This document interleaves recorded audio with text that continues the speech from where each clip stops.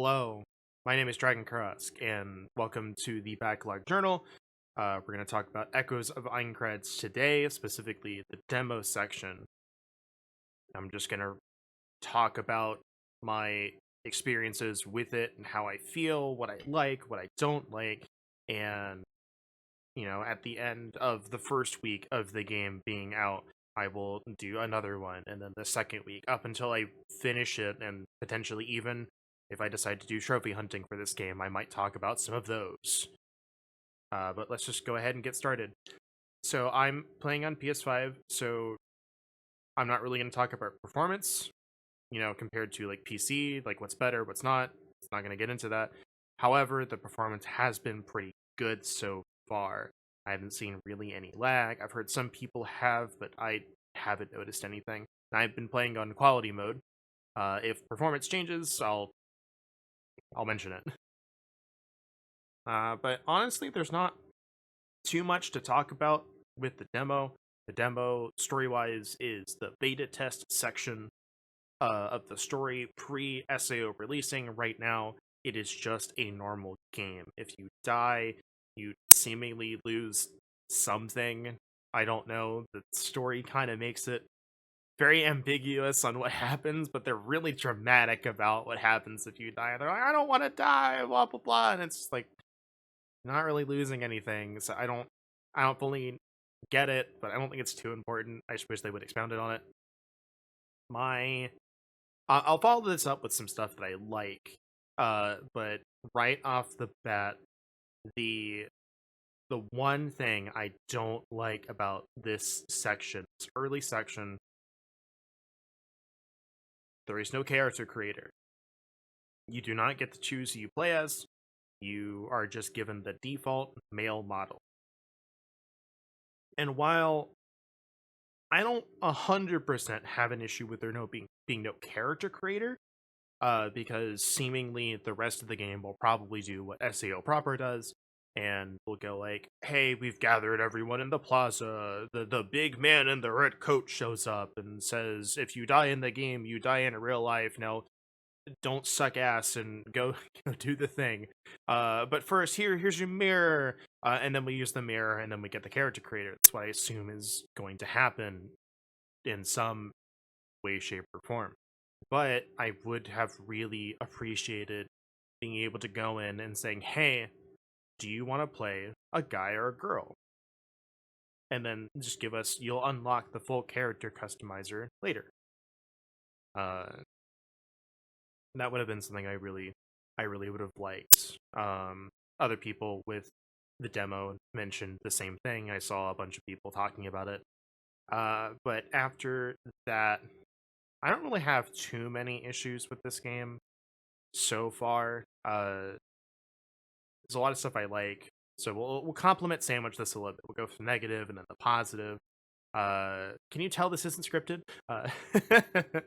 Uh, the combat feels good. It's not perfect. We're not talking like master class of action games, the most epic thing you'll ever experience, but like it's serviceable. I press a button and it does the thing. The parry feels good. The perfect dodge feels good. Um, the timing is a little tight, depending on the attack. I've heard one of my friends was like, "Yeah, the timing felt really easy to me, but I did not have the same. Well, I had the same wavelength when I first started, and then I lost it. So I'm not in that same boat. But it feels good. It feels good when you get it. You do get to counter from both. I think the dodge is slightly different than the parry, but tomato tomato here. Um, but it feels good. The environments look nice. Uh, and the tutorial itself is really linear. Like you were walking down a very long pathway, which might honestly be too long, but whatever. There's no side paths, so you can just focus on playing the game, learning like how your character moves, how's the camera move, how's the combat feel. Do I want to change any settings? Is the performance good? Like you have time to do it, and the story is happening via some sort of comms, like voice comms in game. and they're talking. Your friends are talking to you, you know, through that. There's a boss fight. I think there's a couple in the demo as a whole. I think 3, 4. I'm gonna go with 4. It's the upper limit. I don't think there's 5. Uh, Depending on how you want to count boss fights, but that's neither here nor there. It's semantics. The first boss is definitely your first big one. I don't think there's actually no, there's 2 big ones, but you go in, you smack down the HP bar, you dodge the attacks, you do the thing, and then the first one at least you were given the option to cut off uh sections of it, like you might cut the weapon, you might cut their arm off. With the heavy attack, which the positioning is a little finicky, so I'm hoping they can fix that. But the concept is really cool because it's like I cut off, this part of your armor, or I cut off your left arm, so they can no longer use it in the fight, so they have to adjust their patterns. So the fight's like a little bit different every time you do it. I really, really enjoyed that. There's not too much else with the combat. The items are, if you've played, it's different from Code Vein or God Eater, but I think God Eater is like the closest.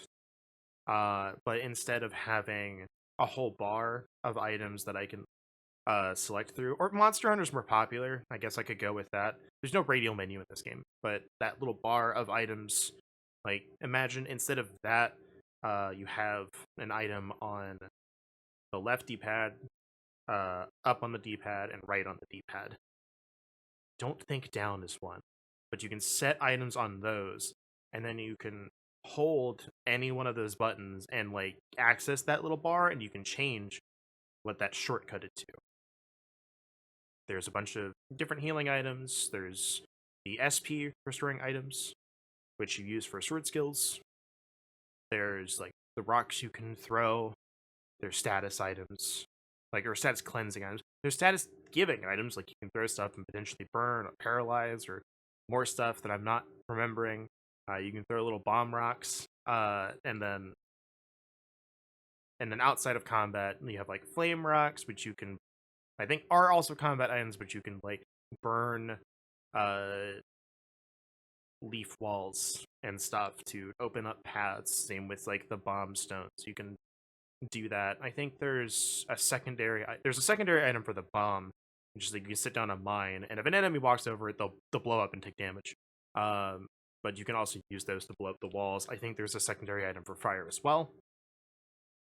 And then this doesn't really come up in the demo, but there's an item called a blink talisman, which changes your dodge to like a little teleport for like 30 seconds. And on the item description itself, it says you can use this to like cross gaps. And I'm hoping that comes up more, because that's a really cool concept. And actually, the teleport for the dodge is kind of crazy. You go way far. It took me a little bit to get used to it when I used it in combat, and it's different than I was expecting. But there's cool stuff you can use with that. I look forward to messing around with it. Maybe it's useful. Maybe it's not. I don't know yet. I haven't played all the way through. I'm looking forward to messing around with it. Kind of ranting a little bit, but I think that's all the items. We talked about the combat. You gain. Let's see. I'll get the dungeons later, because that's at the end. The first dungeon proper is at the end of the demo. But you go to, and this is where I don't like the structure of this game. It's not bad by any means, but I don't think it does a narrative game any favors and hinders the gameplay a bit. And it's going to take a while to get there, but I'll tell you why I think that in a second. So the way the game structure works is essentially you can change anything that's not the sword skills for the weapon you have equipped in town. So you can only change equipment in town. You can only level up in town. You can change gear, upgrade gear, buy items, all that. As far as I'm aware, there are no merchants outside of the town of beginnings. Maybe there is on the second floor. The game goes to the second floor, from what I understand, but I don't know. But if you played Dark Souls, my throat is trying to get to me. Uh, if you've played Dark Souls, that's the easiest way to describe this. You have 6 stats that you can level up individually: strength, dexterity, mind, intelligence, vitality, and I think luck. No, agility. Strength, dexterity. I don't remember. There's 6 stats, but they each influence different things. Maybe it was endurance. I don't remember. I'm not looking at it right now. It's been a while since I actually played the demo. I just got some B-roll footage from a new file and skipped the tutorial. But strength influences your just regular attack and some sword skill damage. Endurance affects your defense. Vitality affects your HP. There's one for items, one for sprint speed and reducing stamina consumption, and other stuff. And then the different weapons themselves will scale off of different stats, more or less, depending on the weapon. The short swords that you start off with are mainly agility, if I remember correctly. I might be getting that wrong, but let's, for the sake of argument, let's say it's agility. The short swords will scale off of agility more than the other stats. So it's out of F to A or something. It's a rank B on most of them, and maybe a C on a different stat, and the others are 2 or D. So the more you have in agility, the stronger that weapon is. The gear, the equipment, or we'll go to the second. The weapons also have their own extra passive effects, so you're going to get a fair few of them, and you can choose, I like this passive effect, and you can upgrade that weapon and mash other effects onto it up to a point. So, you can kind of customize your weapon based on the other garbage you pick up. Important note, you can only do swords to swords, axes to axes, etc. The equipment seems to have their own passive effects. I don't think you can necessarily mix and match the passives on maps, so that might be more traditional RPG. But each, back to the weapons, each, oh my gosh. Each different type of weapon, thank you, brain, has obviously a different standard combo and a different heavy attack, and different sword skills attached to it. Obviously, each also has its own proficiency level, with which you will unlock the different skills. Shield does not have one, as far as I am aware. I think that it's just lumped in with short sword. It might just be lumped in with other stuff, which makes me sad. But whatever. Now, with all of that, and you also set your items in your pouch as well. With all of that in mind, so you do all of this in the town, and then to go out into the overworld, you have to select a quest. So that quest will determine, obviously, what you're doing for the story, and it'll determine what areas you can actually go to. So imagine a grid. If I, from the town, if I go straight out 3 blocks, that's 3 sections of map that I have to unlock, or get map for, rather. I'll explain that in a second. But I get those 3 sections of map straight out from the city, and that's that quest.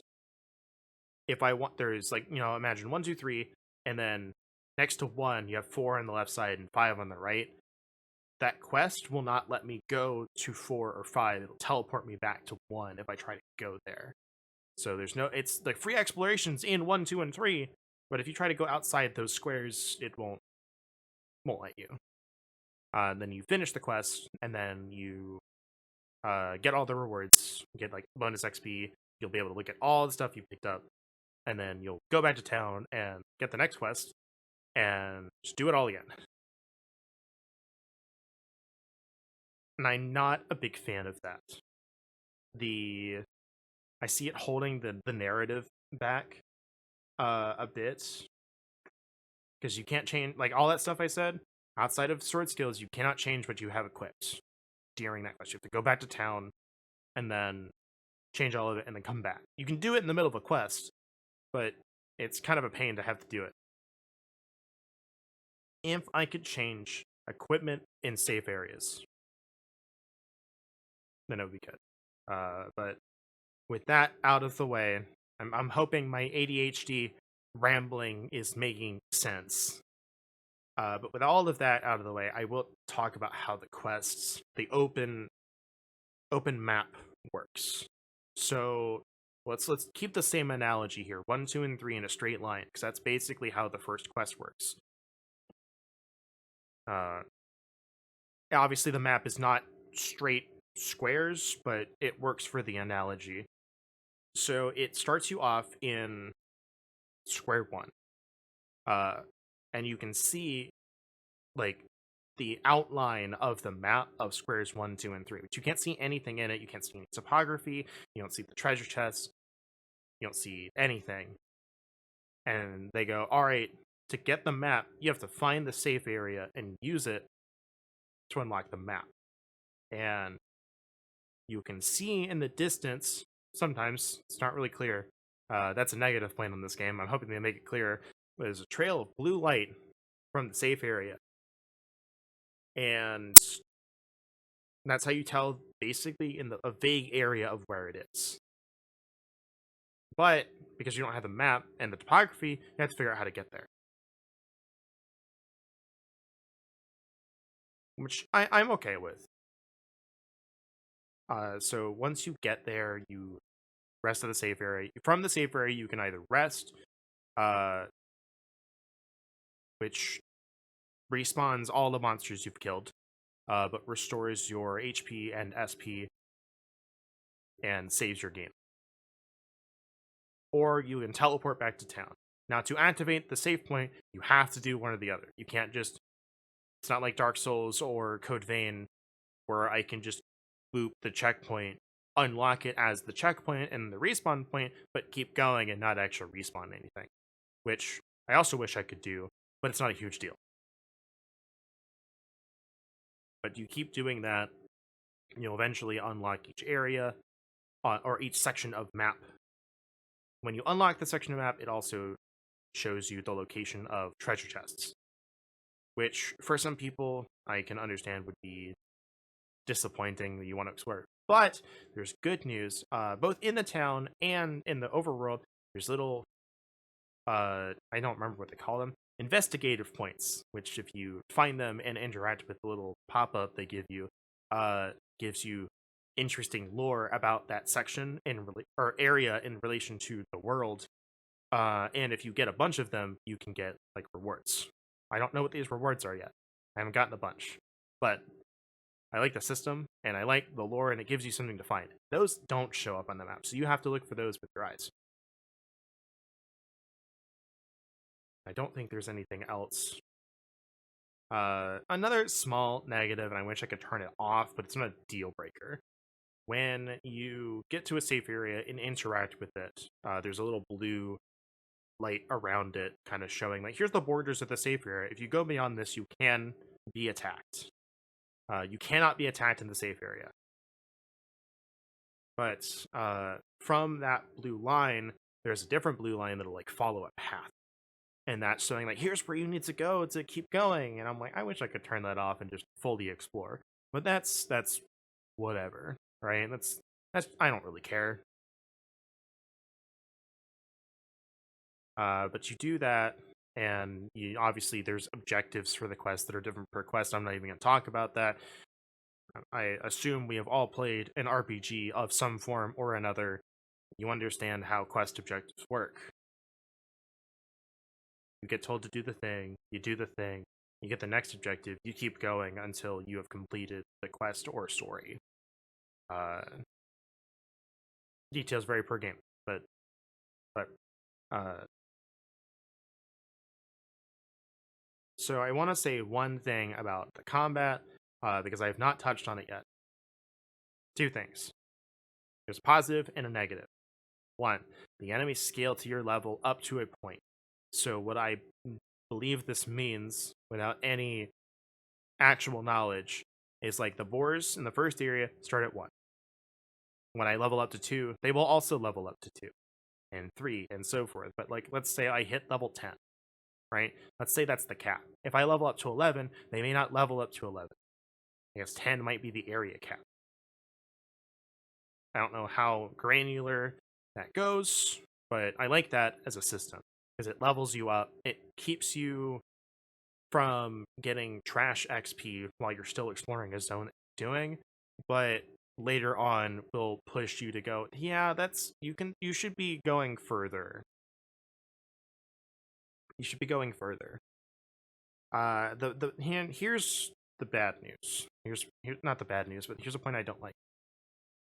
Technically 2 points. The enemies themselves outside of the big boys, the little elite monsters, I think they're called, they don't have any HP. With a short sword, I was two-shotting them. If I do the heavy attack, or the running heavy attack, I basically one-shot them. I wish they had a little bit more HP, maybe 3 hits, 4 hits. You know, just a little bit. I also wish they were slightly more aggressive. Like, they don't attack you as much as I would like them to. And some of the attacks have really big wind-up, but there's like a wasp enemy that has like a really big wind-up, but the actual attack itself is like really fast, so you kind of have to block as soon as it goes. You just have to know the wind-up. But it's a bit of a negative. I wish they had more HP. The bosses, I believe, are fine, and the elites are mostly okay. But all of this being said, one more thing with the overworld map. I did find a cave on the overworld that didn't have any light, and there is a luminous talisman that you can use to give you light for like, I want to say like 5 minutes, 30 minutes. I don't remember. It's a bit of time. I don't remember how long, but I really like that as an item because one, it's a good field item because you can see stuff, and then also if you want to use it in combat, it reduces or increases resistance to being blinded, which is also cool. So it's not just a traversal item. That's the thing I like the most. They're not just traversal items. I can use everything in battle so far. Which will pick up a bunch of materials from the monsters and out in the world, and you can use those for crafting when you get back to town. The final bit of the demo is a dungeon proper. And I believe they are randomly generated rooms. I don't think that's the best way to put it, but I'll explain it. So imagine I have a square made of 4 squares. So those, and then, obviously the entrance on like a corner. That entrance is static. Like that's always going to be the same. But those 4 squares of rooms will always be different anytime I activate that quest. Because if I want to go back and do a quest again, I can. I can just pick the same one over and over and like grind it out or get loot, etc., etc.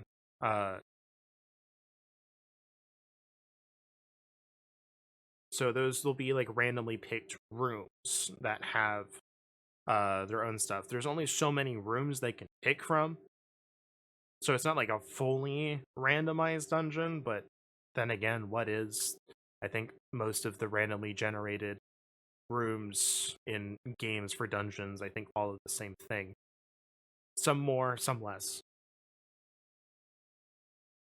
But they'll be the same rooms. Like you might find one room, and then a few rooms down, you will find a room that looks the same. I'm not sure I'm explaining it the best, but you'll see what I mean when you play the game. I'll have some footage of it at some point. And I think the rooms are a little basic, but I only have done one dungeon, so I don't know the extent of effort they have put into these dungeons. But you go into room one. You can do as much or as little as you want. Some will have treasure chests. Some will have treasure chests behind environmental things. So you'll need to take those, bombs and fire rocks with you. Uh, and they'll usually have enemies that you can kill. And those enemies will slowly respawn over time. But you can also just interact with the checkpoint to respawn them. And then obviously you can go further in the dungeon. I don't know if all of them have bosses, but the one in the demo certainly does. And it was fun. The last thing, after all of that, I don't think I've missed anything. I want to talk about the story. There's one thing that I don't like with it so far, but we'll leave that for last. What I do like is, as much as I do enjoy Kirito and the gang for their familiarity, and I like some of the characters, and some more than others. One, not everyone does. I understand that. You can have your opinion. I have my opinion. You can like them or dislike them. You can like them more than I do. I don't really care. But it's nice to have different people. The Smithy isn't even Lisbeth at the beginning. It's someone else. But you have Argo is there as your informant, but she actually plays a more active role than she ever does anywhere else. You have Iori and another character. You have Cal, who are both guys, which is an interesting choice given that a lot of the characters you meet in SAO are ladies. So, don't mind ladies, but we could use some gender balancing. We could use some more good guy characters. I like both of them. They still don't know how to write people who have played games before, uh, which sucks. But oh well, what can you do? The only time Kirito was mentioned was in the beta test. They were like, "Hey, I heard this guy Kirito cleared up to floor 8 all by himself. That's kind of crazy." Um, which makes sense because he has too much time to play games. But you're basically just basically it's like, here's your first time really playing one of these games, maybe even playing a game period. Obviously it's your character, they don't have a full predetermined backstory, but it kind of goes through teaching you the basics, teaching you kind of what you want to do. It uses it as a tutorial-esque um vessel, or it uses it as a vessel to teach you things. And then they're wrapping up the beta and they're like, well, I want to do this thing, get more info, do this thing, blah blah blah. And that's how you basically get hired by Argo to do some quests, get some info for the full release of the game. Because info is power in games like these, is what she says. You meet Iori in the tutorial dungeon. He helps you for a while, and then you meet Cal for your foray into a dungeon. And doing that dungeon ends the beta test, so you get a little bit of character on Cal, who he's like, yeah, I've been trying to reconnect with my brother, and I want him to play games. Play games with me again because we've grown distant, and that's I think that's really cool. I like that. There's more to it, but Iori, this is where I say they don't know how to write games.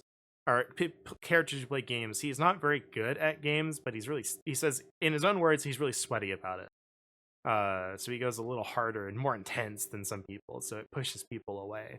So I hope they try to incorporate that into the story in some way, whether he's trying to get away from that mentality and learn how to pull back and realize when other people just want to be casual about it, or lean into it, and he gets more serious about it because of the death game aspect, and that might cause a rift in some characters, and that could be really cool. But that's all of my rambling. I don't actually have enough footage for all of this, I think. Maybe barely. At the end of week 1 of playing this game, I will let you know more of my thoughts. If I don't get to play for a week, for whatever reason, if I decide to play Metaphor or something, so I'm really playing that and enjoying it, then I may not do one, and you may just get a week 2 on week 3 of release. But thank you so much for watching, listening to me ramble, and take care. Have a great rest of your day.